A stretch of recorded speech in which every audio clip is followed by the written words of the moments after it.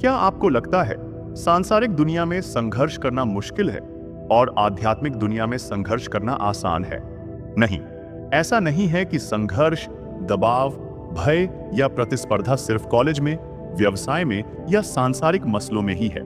हम आमतौर पर बस ऐसे ही एक छवि बना लेते हैं। हमें लगता है कि एक तो सांसारिक तल है, इसमें बड़ा घर्षण है, बड़ी रस्साकशी है, बड़े संघर्ष हैं, भय का सामना करना पड़ता है, जोर लगाना पड़ता है, मेहनत करनी पड़ती है। इन सब बातों को हम जोड़ देते हैं बाहर की दुनिया से, चाहे वो कॉलेज की दुनिया हो, चाहे नौकरी की दुनिया हो, व्यापार की दुनिया हो। और इसके विपरीत हम छवि बना लेते हैं अध्यात्म की दुनिया की। वहां हम कहते हैं बस प्रेम है, समन्वय है, सहिष्णुता है, आनंद ही आनंद है। तो कई दफा अगर बात को ठीक से समझा नहीं है, इन दोनों ही जगतों से पूरा परिचय नहीं है, तो हमें ऐसा लगने लगता है कि बाहर की दुनिया को छोड़कर आध्यात्मिक दुनिया में प्रवेश करेंगे तो सब दबाव, तनाव और संघर्ष से निजात मिल जाएगी। ऐसा बिल्कुल नहीं है। दबाव, संघर्ष और श्रम अध्यात्म में भी उतने ही करने पड़ते हैं जितने कि संसार में। बल्कि अगर संसार में तुम थोड़ा सा ही श्रम करके काम चला लेते हो, तो अध्यात्म में तो बहुत अधिक श्रम की जरूरत पड़ने वाली है। प्रतिस्पर्धा अगर संसार में है, तो प्रतिस्पर्धा अध्यात्म में भी है। यह बात तुम्हें थोड़ी चौंका सकती है, लेकिन ऐसा ही है।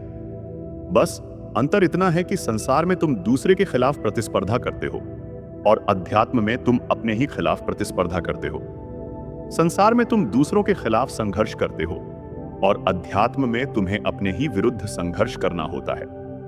तो बात यह नहीं है कि बाहर की दुनिया में बड़ा तनाव और दबाव है और अध्यात्म के जगत में नहीं है।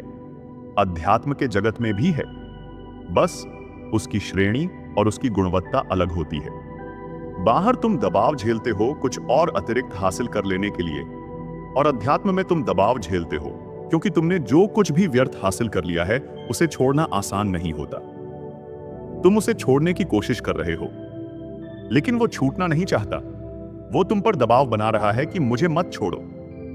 बाहर दबाव रहता है, मुझे पाओ, मुझे पाओ, मुझे पाओ।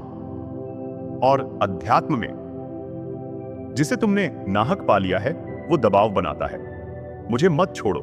समझ रहे हो? तो वो सब गुण जो तुम्हें दुनिया में सफल होने के लिए चाहिए, वो सब गुण तुम्हें अध्यात्म में भी सफल होने के लिए चाहिए।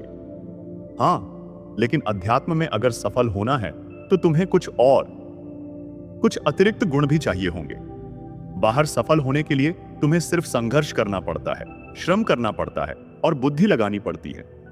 भीतर सफल होने के लिए सिर्फ संघर्ष और श्रम नहीं चाहिए, विवेक भी चाहिए।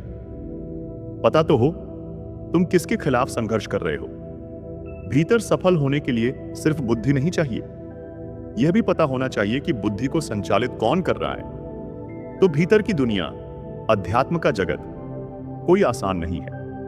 ऐसा नहीं है कि बाहर जो हारे हुए लोग होंगे वो भीतर आकर जीत जाएंगे, बल्कि बाहर की दुनिया में सफल होना तो फिर भी आसान है, भीतर की दुनिया में सफल होना मुश्किल है। बाहर सफल होने के लिए मैंने कहा जो योग्यताएं चाहिए, भीतर सफल होने के लिए वो सब योग्यताएं तो चाहिए ही। उन योग्यताओं के अतिरिक्त भी कुछ चाहिए। विवेक चाहिए, अंतर्दृष्टि चाहिए, स्वयं की ओर देखने वाली आंख चाहिए, अंतर्गमन चाहिए, चीजों को गहराई से समझने की नीयत चाहिए, सच के प्रति निष्ठा चाहिए। तो यह विचार बिल्कुल हटा दो कि बाहर नहीं जीत पाए तो भीतर जीत लेंगे।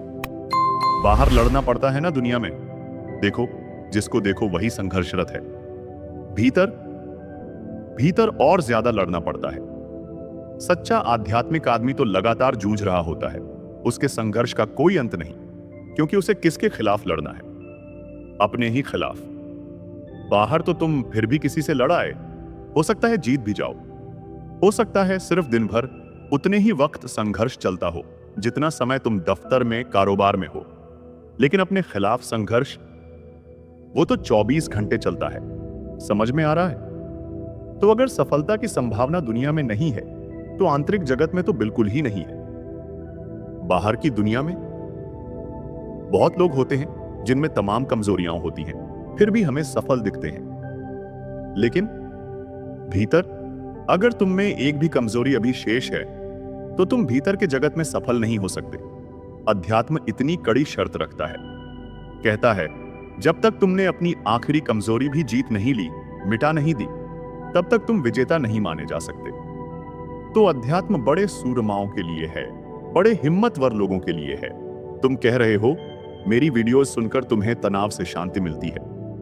अच्छी बात है, पर अभी तुमने पहला कदम लिया है।